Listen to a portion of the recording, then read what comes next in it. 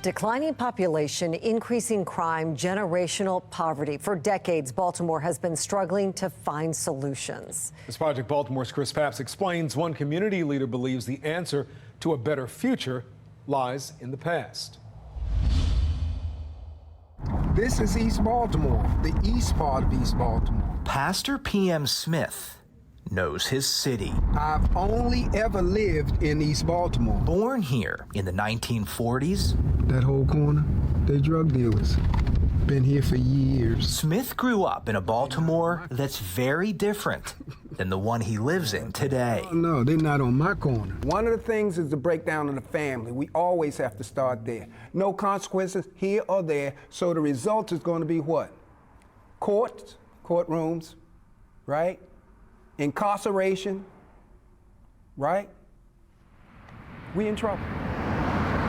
When Smith was young in the 50s, most households, including his own, had two parents. The community worked together and looked out for each other's children. We never had enough money.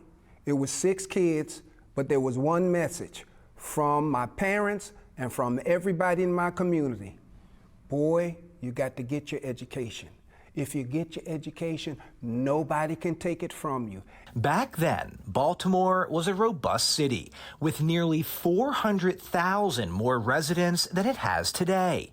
But while it was thriving, it was also segregated. Secondhand facilities, secondhand books, secondhand furniture, but I had first-class teachers. As a teenager, Smith was part of the 3rd integrated class to attend high school at City College. That previous generation was aware of segregation and the coming of integration, and they made a decision to prepare some of us to enter those integrated schools and represent our people.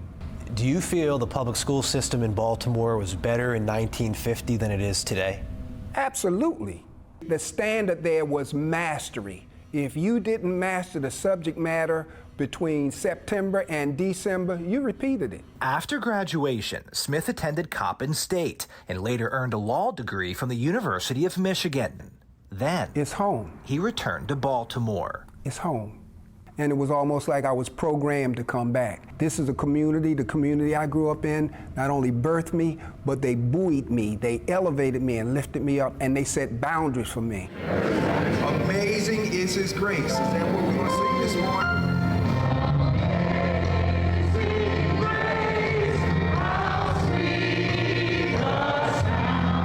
In the mid-'80s, Smith realized his life was meant for a different purpose. Come on, let's stand together. I'll call to worship. Deuteronomy. He left his law career and became pastor of Huber Memorial Church in Northeast Baltimore. That both you and your future.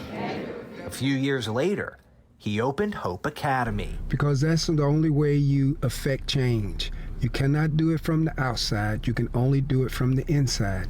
And too many in my generation got up, got out, and did not come back. You're my only friend still in the hallway. Let's go. His goal? To educate today's students the way he was educated. Telling your grandfather. 65 years ago. Now I'm looking at that, looking back. And that is something that we need now. Excellence, mastery, a standard that doesn't deviate, a standard that challenges young folk to measure up to it. H.O.P is a K-5 elementary school. Eyes closed, hands folded. God is great. God is great. Nearly 100% of its 175 students are African American from single-parent homes. Amen. Amen. Here, families pay $4,400 a year to attend. Huber Memorial matches that for a total per-student cost of about $9,000. As a comparison, this year, Baltimore City schools will spend more than $21,000 for each of its roughly 77,000 students. Money does not solve the problem. Throw all the money you want. And I get ourselves together. H.O.P focuses on the basics, math and reading, while Baltimore City Schools has what's known as a 50% rule, where students cannot receive below a 50 no matter how little work they do. H.O.P Academy does not have that rule. Students are expected to learn the material before they're promoted. We value education in a culture that really doesn't. We value education because we know that's the key to the future. And it seems to be working. In city schools as a whole, the most recent testing shows about 18% of elementary students are proficient in English and 17% in math. At H.O.P, where students take a test considered equivalent to the state standardized test, 71% of students scored proficient in English. 65% tested proficient in math, which surpasses some of the highest performing public elementary schools in Baltimore, such as Roland Park. H.O.P Academy recently celebrated its 25th year. You're gonna be on television, so smile. Smith, We got good kids. is in his 75th, and he plans to spend the rest of his years right here, trying to improve his city. My wife gave me a challenge. If you're not gonna make things better, we got to move. So I accepted the challenge and tried to make things better.